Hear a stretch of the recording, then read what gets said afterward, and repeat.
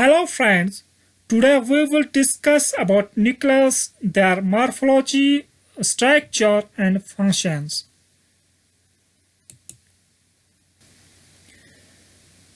Nucleus was discovered by Robert Brown in 1831. Nucleus को first discover किया था Robert brown ने 1831 में. Nucleus is the common chamber of cell which controls and instructs the virus activity in a cell. Nucleus जो है वो common chamber होता है सेल्स का जो कि कंट्रोल्स करते अलग अलग एक्टिविटीज को सेल्स के अंदर. It is present in every plants and animal cell except the red blood cell of mammals.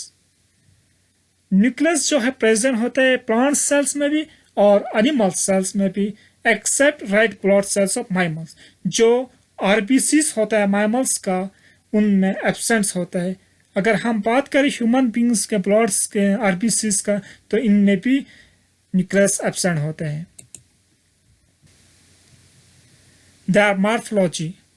The nucleus is usually one in a single cell, but it may be 2, 3 or even more where they form centrosome in animals and conocyte in plants.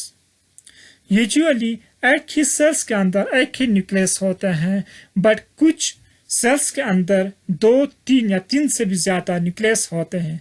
अगर हम बात करें सेंसोसोम sales इन animals, इनमें 2, 3 से भी ज्यादा nucleus होते हैं. और प्लांट्स जो कोनोसाइट्स इन प्लांट्स सेल्स का अगर हम बात करें तो इनमें भी मोर देन 2 न्यूक्लियस होते हैं. It also differs in shape, mostly commonly spherical or oval, bead-shaped or rounded. जो न्यूक्लियस का शेप है वो भी अलग अलग होते हैं. कॉमनली ये स्फेरिकल शेपेड होते हैं या ओवल शेपेड होते हैं या राउंडेड शेपेड होते हैं.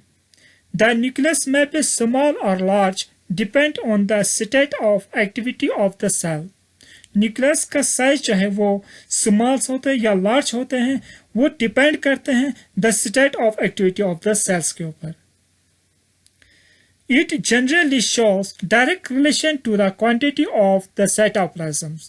For example, the more the cytoplasm, the larger the size of nucleus. जो न्यूक्लियस है वो डायरेक्ट रिलेशन होता है क्वांटिटी ऑफ द साइटोप्लाज्म के ऊपर. अगर मोर द साइटोप्लाज्म्स है तो large size of the nucleus होते हैं. अब हम बात करते थे structures. The electronic microscope study have shown that nucleus is comprised of the following components. That is nuclear membranes, nucleoplasms, nucleolus, chromatin fibers. Electronic microscope में स्टडी किया गया न्यूक्लियस कुछ कंपोनेंट्स को मिलकर बने हैं. पहले न्यूक्लियर मेम्ब्रेन्स, न्यूक्लियोप्लाज्म्स, न्यूक्लियोलस और क्रोमैटिन फाइबर्स होते हैं. Nuclear membranes inside the nuclear membrane there is filled a granular homogeneous transparent semi-solid and slightly acidophilic substance. Call it nucleoplasms or करियोलाइम्स और न्यूक्लियर साइप. न्यूक्लियर मेम्ब्रेन्स जो है वो ऑटर्स मेम्ब्रेन्स होते हैं. Nuclear membranes के अंदर कुछ granules homologous transparent semi solid acidophilic substance होते हैं जिसे हम न्यूक्लियोप्लाज्म्स कहते हैं या करियोलाइम्स भी कह सकते हो या न्यूक्लियर साइप भी कहते हैं. In these grounds substances are suspended chromatin and nucleolus. जो न्यूक्लियोप्लाज्म्स के अंदर सस्पेंडेड होते हैं क्रोमैटिन्स और nucleolus. Chemically nucleoplasm is composite of flying organic substance. जो न्यूक्लियोप्लाज्म्स है केमिकली कुछ ऑर्गेनिक सब्सटेंस को मिलकर बने हैं. For example nucleic acid, protein, lipids, minerals and chromatin network. जो nucleic acid this are DNA and RNA. कुछ न्यूक्लिक एसिड होते हैं जो कि डीएनए या आरएनए होते हैं. Proteins there occur 2 types of proteins, the nucleoplasms acid and basic. Nucleoplasm में कुछ प्रोटीन होते हैं, 2 टाइप्स के प्रोटीन होते हैं, एसिडिक प्रोटीन और बेसिक प्रोटीन होते हैं. Lipids they occur in small amounts, lipids भी होते हैं बट ये स्मॉल अमाउंट में पाए जाते हैं. Minerals, the minerals occur in the nucleoplasm are phosphorus, potassium, sodium, calcium and magnesium. ये सारे जो मिनरल्स न्यूक्लियस के अंदर होते हैं. Chromatin network. The nucleoplasm there is found thread-like structures are called chromatin fibers. जो न्यूक्लियोप्लाज्म के अंदर थ्रेड-लाइक स्ट्रक्चर्स होते हैं उससे हम क्रोमेटिन फाइबर्स कहते हैं. अब हम बात करते हैं nucleus. Suspended in the nucleoplasm there are rounded, large and acidophilic bodies called as nucleoli. The number of them may be 1, 2 or 4 depend the number of chromosomes. न्यूक्लियोप्लाज्म्स के अंदर सस्पेंडेड होते हैं न्यूक्लियस जो कि राउंडेड होते हैं और लार्ज होते हैं, एसिडोफेलिक नेचर्स होते हैं. ये एक भी हो सकते हैं, दो भी हो सकते हैं, दो से भी ज़्यादा हो सकते हैं, जो कि डिपेंड करते हैं नंबर ऑफ क्रोमोसोम्स. जितने नंबर ऑफ क्रोमोसोम्स है उतना न्यूक्लियस होते हैं. They are generally acentric in position and their size is related with synthetic activity of the cell. Higher the synthetic activity, large the nucleoli. Generally ये acentric positions होते हैं, उसका size भी depend होते हैं synthetic activity of the cells के ऊपर. अगर synthetic activity of the cells higher है तो लार्ज न्यूक्लियाई होते हैं. Nuclear enzymes. Nuclei also possess enzyme polymerases which act in the synthesis of DNA and RNA. कुछ न्यूक्लियर एंजाइम्स होते हैं जो कि मदद करते हैं सिंथेसिस ऑफ डीएनए और आरएनए में. Nuclei of some cells also generate ATP. कुछ सेल्स के न्यूक्लियाई जनरेट करते एटीपी बनाने में भी मदद करते हैं.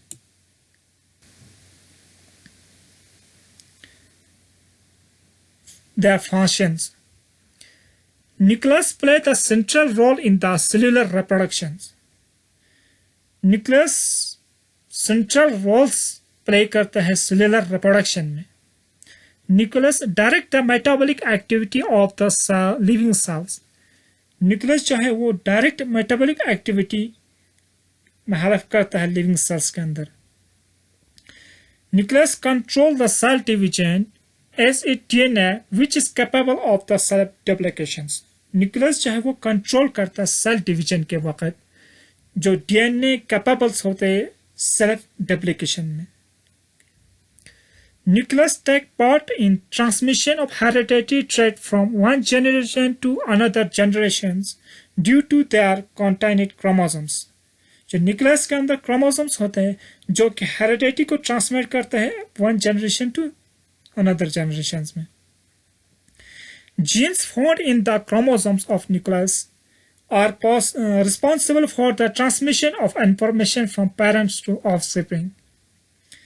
जो जीन्स क्रोमोसोम्स के अंदर जो जीन्स प्रेजेंस होते हैं जो कि रिस्पॉन्सिबल होते हैं इंफॉर्मेशन को ट्रांसमिट करने में पेरेंट्स से ऑफस्प्रिंग में. Nucleus also take part in the process of protein synthesis by the formation of RNA. This RNA synthesis occur in nucleolus of the nucleus. Nucleus जो मदद करते हैं प्रोटीन सिंथेसिस में और फॉर्मेशन ऑफ आरएनए में. जो RNA synthesis होते हैं वो न्यूक्लियस के अंदर होते हैं और जो न्यूक्लियस होते हैं वो न्यूक्लियस के अंदर होते हैं. Cells without nuclei have very little future. The mammal RBC without nucleus live for a month.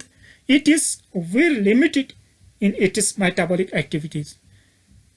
Without nuclei के जो cells होते हैं उनमें कुछ ही features होते हैं. अगर हम बात करें RBC of mammals के तो ये बहुत ही limited metabolic activity ही होते हैं इनमें. The current wave in that nuclei play an important role in giving an instruction for the protein synthesis to the cytoplasms. आजकल ये भी देखा गया है कि जो साइटोप्लाज्म के अंदर प्रोटीन सिंथेसिस करते होते हैं, इनमें भी न्यूक्लियाई का बहुत अहम रोल होते हैं।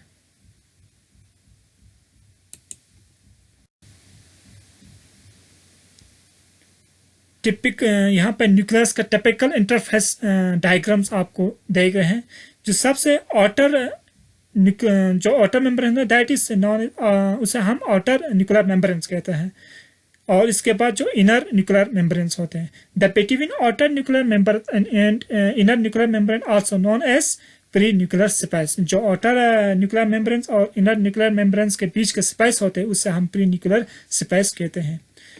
और जो इनर मेम्ब्रेन्स के अंदर जो होते हैं उसे हम न्यूक्लियोप्लाज्म्स कहते हैं, जिसमें सस्पेंडेड होते हैं न्यूक्लियोलस और क्रोमेटिन्स नेट होते हैं। और कुछ पोर्स आपको यहाँ दिखाई दे रहे हैं जिसे हम न्यूक्लियर पोर्स कहते हैं। और जो न्यूक्लियर मेम्ब्रेन से अटैच्ड होता है एंडोप्लाज्मिक रेटिकुलम, और कुछ राइबोसोम्स भी न्यूक्लियर आउटर न्यूक्लियर मेम्ब्रेन्स पर अटैच्ड होते हैं।